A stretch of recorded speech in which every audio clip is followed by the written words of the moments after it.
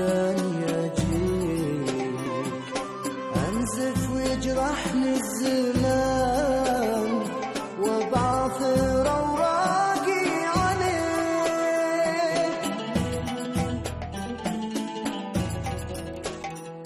لكني يكفيني أحب، يكفيني من هالدنيا قلب، وصار هذا الوقت كيف يا جرح من وين ابتدي.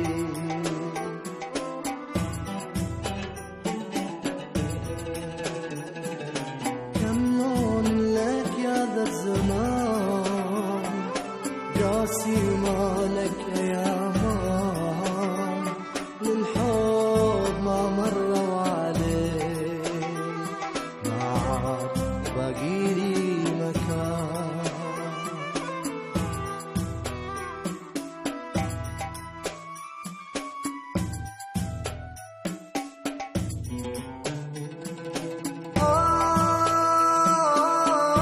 هذا الوقت صار في زحمة أشواقي أحب،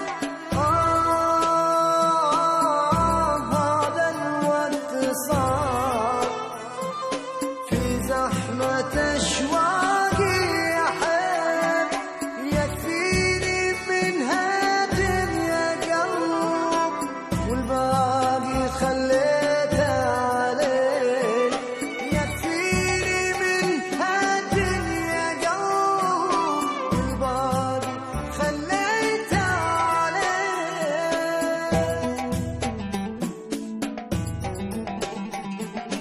للدمع حبات للجراح يا ليل ما يعرف صباح، لو طالت أغصانك شوي أو صار الأحزان جناح. للدمع حبات للجراح يا ليل ما يعرف صباح، لو طالت أغصانك شوي أو صار الأحزان جناح.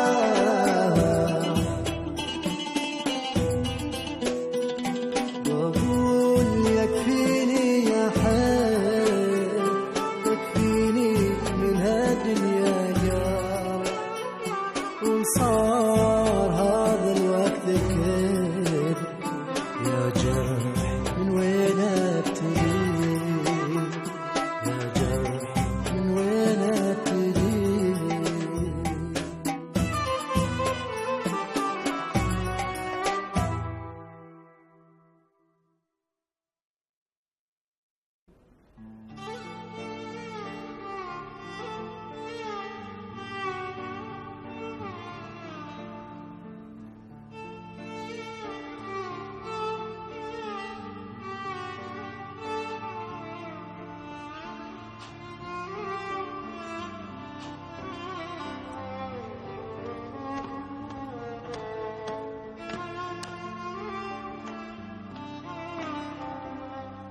ها؟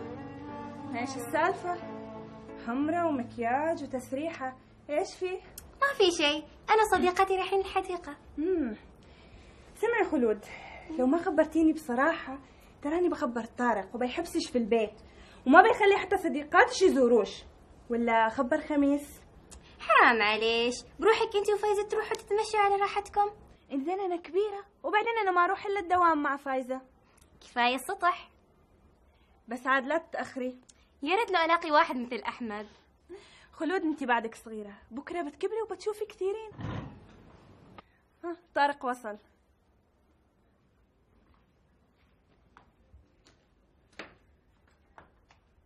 يلا أنا بروح. وين رايحة؟ خلود بتطلع شوي مع صديقاتها الحديقة. لا تتأخري. تعالي اجلس معي شوية، أنا مشتاقة أسمع أخبارك وأخبار الشغل. الشغل والله كان متعب، بس أحسن من الجلوس في الحارة يعني. طبعا أحسن. زين ليش ما تنصح سامي يدور شغل؟ سامي يا ريت، بس ما أعتقد يشتغل الحين هو. تعرف هذا الولد ذكي، لكن هو بيضيع نفسه. أنا داخل أغير ملابسي وطالع، تريدي شيء؟ لا حبيبي سلامتك، بس لا تتأخر، أنا ما شبعت بعد منك. وبعدين ما خبرتني وين رايح تزورها؟ ايش اسمعني انت، ما عليك من كلامها. يوم ابوي تبغى تتزوج خبرني انا، وانا ان شاء الله ادور لك زينة البنات. بس عشان مطلقة؟ زين هذا نصيبها. يا سلام، عقب اخوي انا يتزوج وحده مطلقه؟ لا حبيبتي لا، مو من قل البنات. هذا ايش فيه؟ من يوم ما قعدنا هو وارم لا يحدي ولا يبدي. عدنا انا واحنا ناقصين؟ يعني انا ما يصيدني رياض ومشاكل وبلاوي. كلمت غادة؟ ما كلمت غادة، جالس افكر بطريقه ما اعرف كيف ادخل معاها. الله والله ما حد مرتاح في الدنيا هذه غيركم انتوا الاثنين. شو؟ نعم مرتاحين؟ احنا اللي مرتاحين؟ والله اول مره اعرف. بصراحة حياتي صايرة جحيم يا أخي، ما أقدر أطلع من البيت إلا الأولاد. وين رايح؟ نجي معاك؟ لا ولا أمهم أول ما تشوف إني تلبست وطلعت وين رايح؟ شيل الأولاد شوي الحديقة وديهم السوق. أنا ناقص من الصبح لغاية المغرب في الدوام. إيش هذه الحياة؟ أحد على بالك احنا بنصدق يعني؟ أنت كذاب.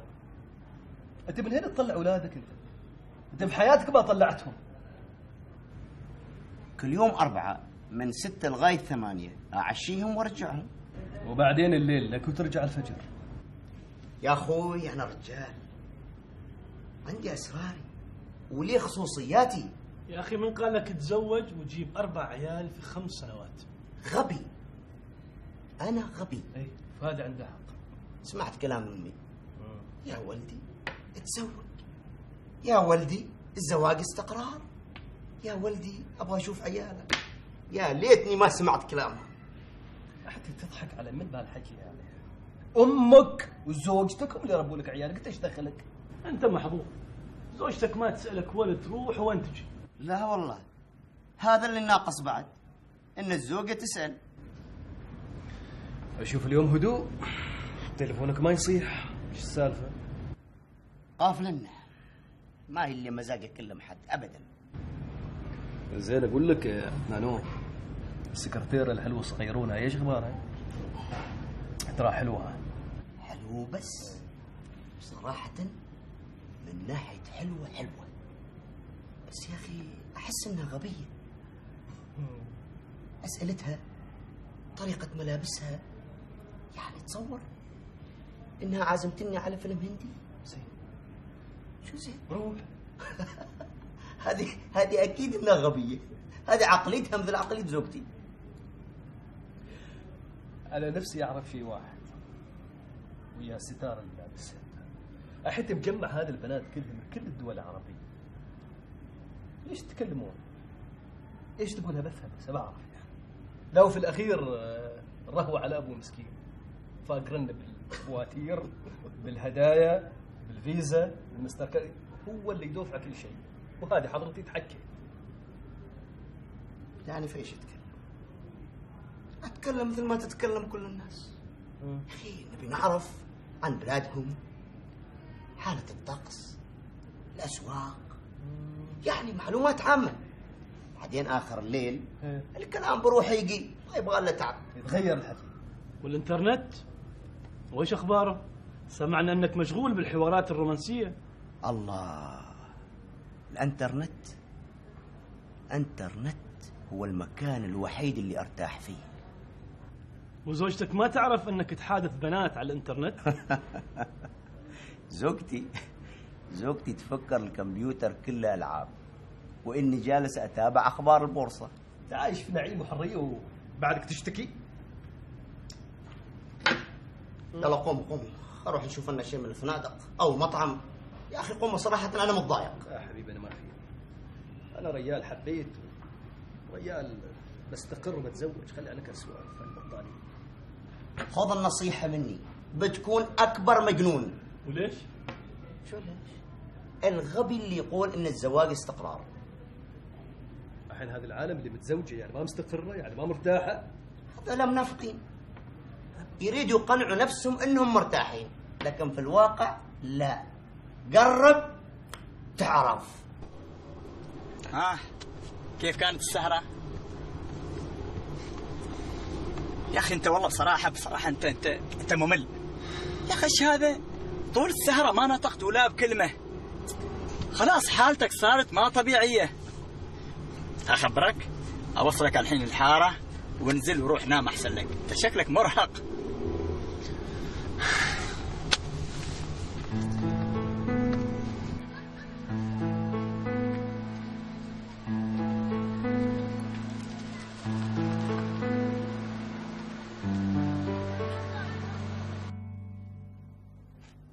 زين ولا يهمش انتي، خلاص اعتبر الموضوع نفذ خلاص. ها لا لا لا اكيد انت تامري. ها الحين يلا زين مع السلامه، بكلمك بعدين مع السلامه. الحاج؟ نعم. اشوفك هنا الليله. وانت ايش تقصد؟ يلا يلا يلا يلا يلا, يلا مع السلامه يلا. هذا اسمعني انت اسمعني. ايش هناك؟ يقولوا انك انت تبي تتزوج الثالثه. اسمعني خميس، انا ما اريد مشاكل فيها خليل، سمعت؟ خير. ايش هناك؟ ايش عندك انت خير؟ هذا خميس جالس يخرب ما عنده شيء. خميس روح البيت روح. سلامه. خير. يقولوا ان زوجك يفكر يتزوج الثالثه. خميس روح ادخل البيت احسن لك، ولا تو انادي مريم تراني. ابوي احسن لي اروح انام. الله يهني سعيد بسعيده. اقول الحاج انت الظاهر عليك متابع مسلسل حاج متولي. خميس انت احسن لك تروح بيتكم بالزي والاحسان. يلا يلا ايش هالرجال اذيه؟ نعم يلا روح يلا يلا. نعم انه اذيه مو تبغانا. خل ادخل انت الحاج. درب اعطينا درب.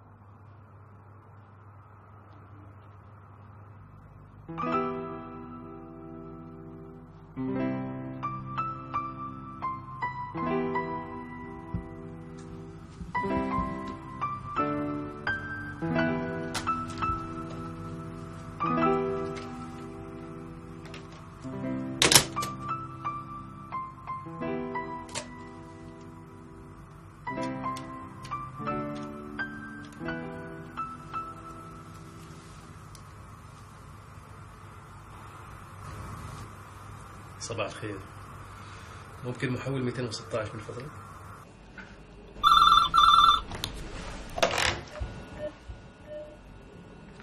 نعم يتفضل. أنا غادة. عمر تفضل. عمر خير؟ شوفي من غير لف ودوران، أنا قصدي شريف. أنا نفسي أتكلم معاك عشان أتعرف عليك أكثر. إنزين أنا الحين شوي مشغولة، ممكن تعطيني رقم تليفونك وبعدين أنا أتصل عليك نتفاهم؟ إيه تفضل. 8. أوكي إن شاء الله. طيب مع السلامة. حياك الله.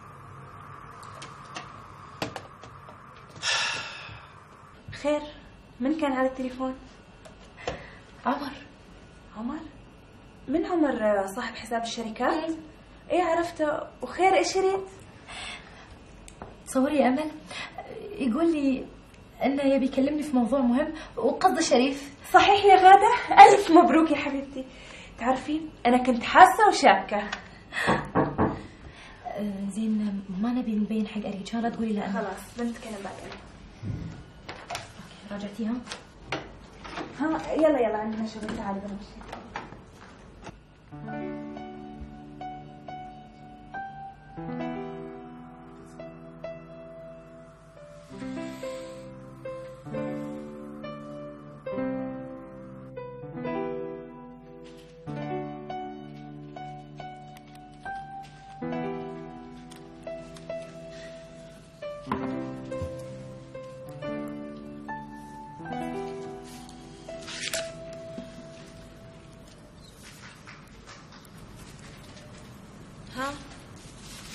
قولي لي ايش رايك؟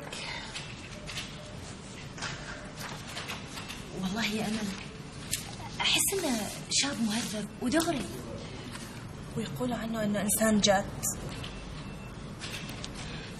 بس طبعا أنا لازم أفكر عدل ولازم أسأل أمي. اكيد طبعا. انت اليوم اتصلي فيه من البيت وتكلمي معه في الاول وبعدين تعرفي كل شيء. عموما انا بتصل فيك اليوم عشان اعرف كل شيء. انا دائما اقول لك يا غادة، الحب اجمل ما في هذا العالم الموحش. تعرفي انا لولا وجود احمد جنبي ما كنت اعرف كيف بحل مشاكلي لوحدي. أحمد إنسان طيب، الله يخليكم لبعض. ان شاء الله عمر يكون مثله والله يوفقكم.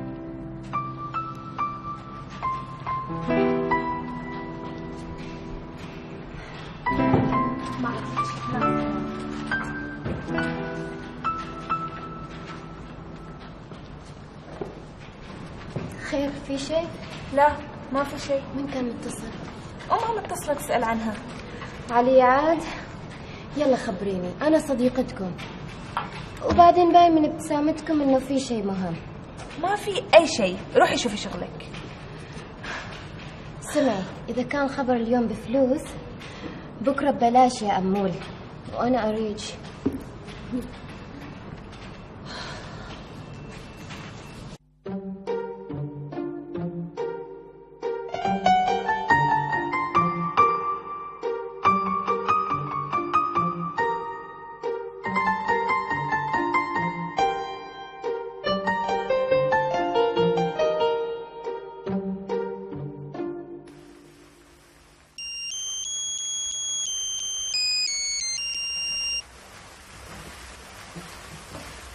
أنا غادة، الحمد لله زينة. آسفة اليوم ما قدرت أكلمك لأنك طبعا تدري البنك وزحمة العملاء أنا عارف إن عندك زحمة شغل وإن المكان ما مناسب، بس غادة أنا بيكون معاك واضح من البداية. يعني حابة أتعرف عليك أكثر. أنا بطريقتي جمعت بعض المعلومات عنك، بس حابة أعرفها وأعرف أكثر أيضا منك أنت بدل لا أسأل. لا أنا ما أعرف عنك أي شيء إلا اسمك. سئلي عن أي شيء يخطر على بالك وأنا مستعد أجاوبك، لا تشيلي. لا أنا ما أقدر أسأل، يعني أعتقد أن كل شيء يجي بروحه. عمر أنا وايد جبانة. سمعي يا غادة، إذا حسيتي أني أنا ما ناسمك قولي، وخلينا واضحين من البداية. وأنا مستعد أني ما أكلمك أبدا، هذا وعد. حتى البنك أنا مستعد أغير. غادة أنا إنسان متحضر وأقبل الهزيمة. الصراحة أنا وايد شفتك عندنا في البنك، وحسيت من أسلوبك في التعامل وطريقة كلامك أنك إنسان متحضر ومهذب ورزين، ويعني هذا اللي طمني وخلاني أكلمك. من ذوقك. لا حتى هذا مو بس رأيي أنا، رأي صديقتي أمل فيك، وترى وايد شجعتني وتقول إنها تعرفك من زمان. أنا صار لي سنين أتعامل مع البنك، طبعا الخدمة جيدة، وجوه بشوشة حلوة مرحة حبوبة طبعا، بس ما أعرف يعني يا ريت لو تبطئون الخدمة هالأيام يعني. إيه. غادة أنا نفسي أسألك سؤال ولو إنه ساذج شوية، بس يعني ممكن تجاوبيني، بس أبي أسأل عن أبي أعرف برجك. أنا برج العقرب. وأنا برج الأسد. طيب يا غادة خليك الحين، يلا مع السلامة، نكون على اتصال إن شاء الله. مع السلامة.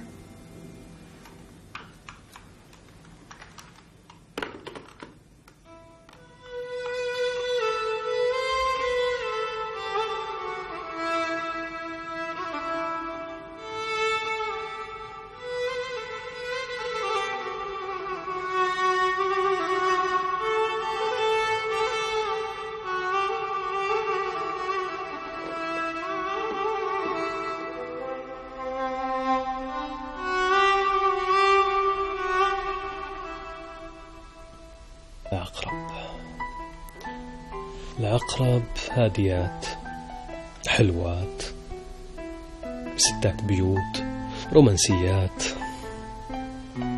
بس عاد الصفة اللي ما أحبها الغرور.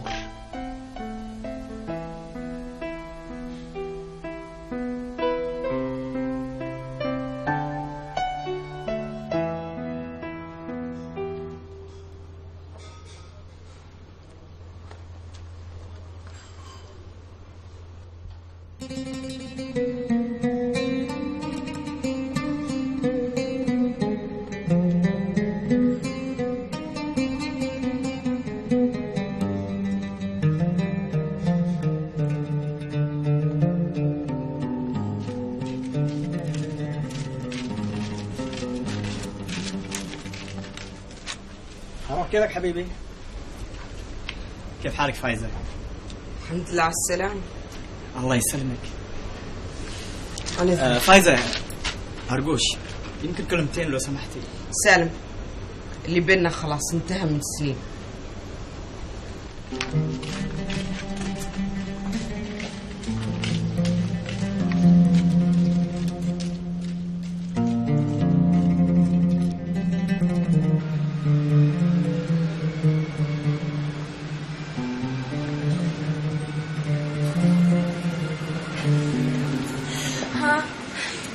صاروا كلمة أمول حبيبتي ايش فيك؟ أنا مو توني اليوم قلت لك بالتليفون؟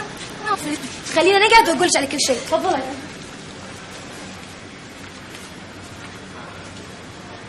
Excuse me.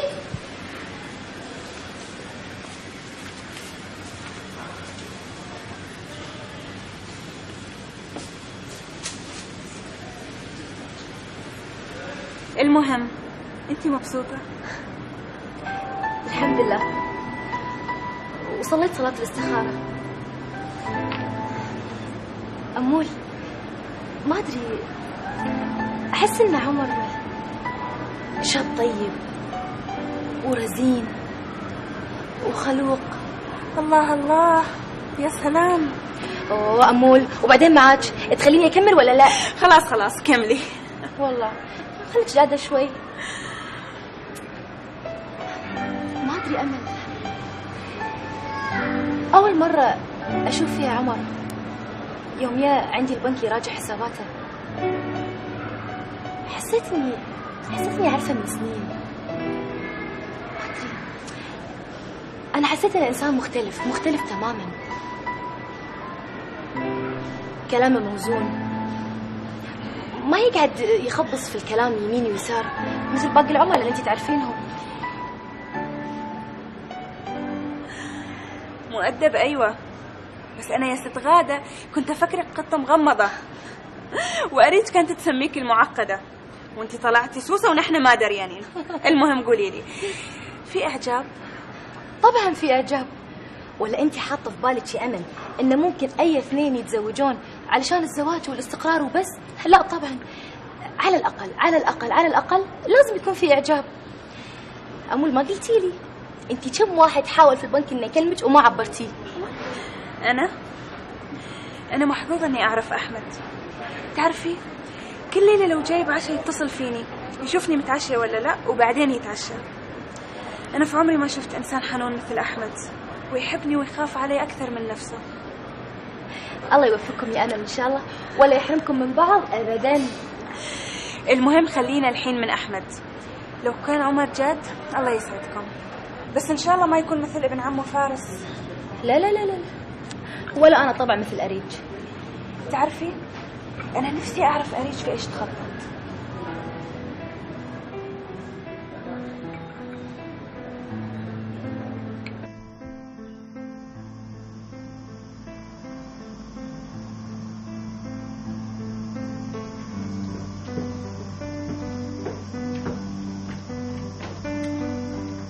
السلام عليكم.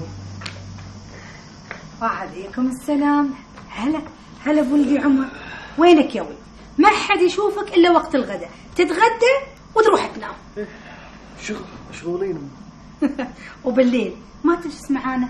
تبي صراحه ام فارس وام عدنان يشتكون من كثر السهر. هاي لا يشتكي، خليك من هالسالفة. أمي أنا أريد أكلمك في الموضوع. خير يا عمر؟ أنا أريد أخطب. صحيح؟ الله، هذا يوم المنى يا ولدي. ها ايش رايك بنجاح بنت خالك؟ لا نجاح. انزين بنت عمك عبد الله، ما شاء الله عليها، بنت طيبه وحلوه ومتعلمه. يا أمي أنا ما أريد من العائلة، كلكم أمراض وحالتكم حالة، أنا توهق حكيش. أنا أريد من خارج العائلة. بصراحه يا عمر انا اتمنى تتزوج نجاح، ما في احسن منها. ما كأنك ذبحتيني بنجاح. نجاح مثل أختي. خلاص يا عمر، انا اشوف لك واحده من العائله، او اقول لك واحده من العائلات اللي نعرفهم. انا يوم الخميس معزومه بعرس، راح ادور لك على البنت الحلوه الجميله اللي تليق بولدي عمر. خلصتي؟ ما أنت شايف خاطرك؟ أنا كأني تأخرت. على السلامة. عمر يا ليتك تاخذ نجاح.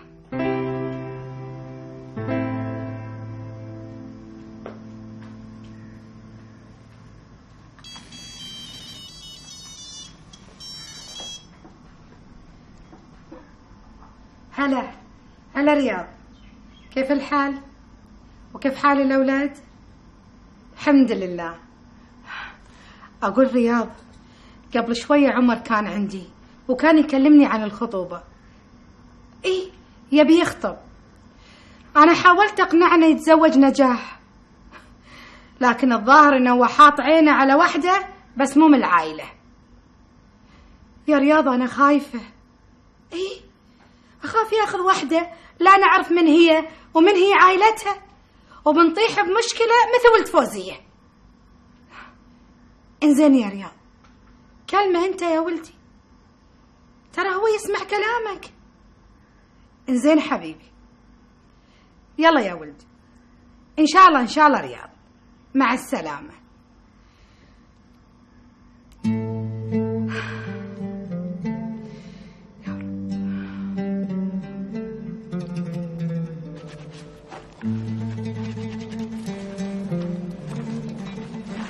مريم، نعم. هذه مصاريف الأولاد. زيداني وسخته هني ربطيهم في الحافل.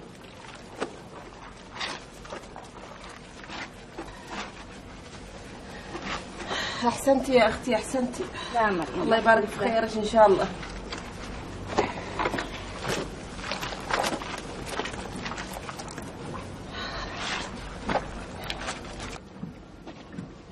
شمس بيني وبينك. إيه أكيد هاد سمع حس الفلوس بي يركض أحسن لي أضمن عنه. نور مرسل لقلبي من زمان، أنت وينك؟ أقول خميس مو باغي حل عشاء. صارنا دقاق. زين مو أخبز لك خبز فقه ولا بيع عيش؟ الاثنين. الاثنين. زعقة بحرص، أنا بذهب لك البوفيه وكل بوفيه لين تبشم. بوكيه؟ بوفيه. زين مع السلامة. مع السلامة قدامك الرحمن.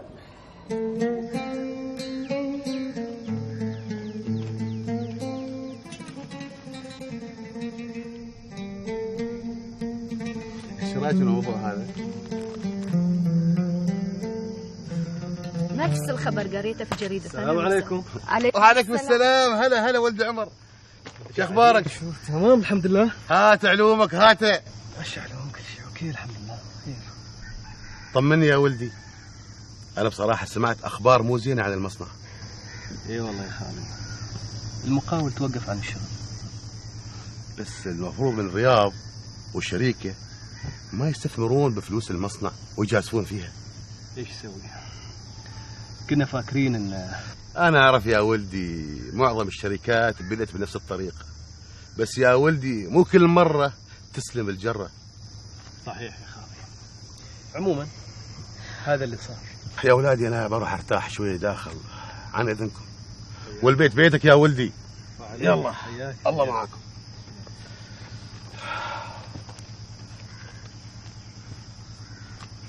ها ايش اخبارك؟ سمعت عليك شكوى من المحكمة الابتدائية. ايش دراك؟ عرفت؟ عرفت من اللي وصل لك. ما حد غيره فوزي. مسكين ما قال شيء. على فكرة ايش سالفتها انا معك؟ 24 ساعة مطيح معك في المكتب. زميل. تعرف انه كان يدرس معي في المدرسة الاعدادية والثانوية، وابوي وابوه عندهم مشروع سياحي. ايه. على فكرة ابوه مفلس بعد هاليومين، عليه ديون تقريبا على 15 مليون. كل التجار عندهم مشاكل مع البنوك، لكن الكل تجارته قائمة والكل مصانع شغالة. على العموم هدنا من هالموضوع. أقول لك إيش تتغدى؟ ما أدري إيش غداكم. ما أعرف، الحين أكلم طبخ ويجيب لنا إيش تبي. على طول بالموبايل مني للمطبخ. ها أسرع. ها إيش خاطرك فيه؟ والله ما أعرف، ما يعني أي شيء. خلاص أنا أقول له. عثمان سوي ستيك لحم بالفطر. حلو. يلا حي الله نجاح. الله يحييك.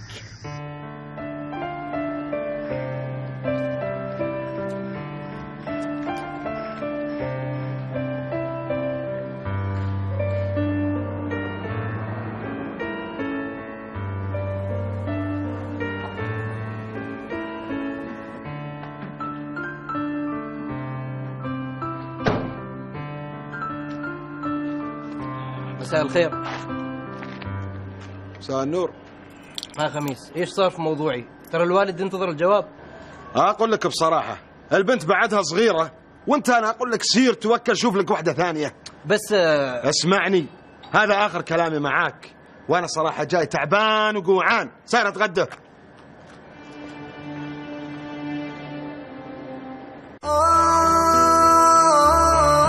هذا الوقت صار في زحمة أشواقي يا حب. هذا الوقت صار في زحمة أشواقي يا حب. يكفيني من هالدنيا قلب والباقي خليته عليك. يكفيني من هالدنيا قلب والباقي خليته عليك.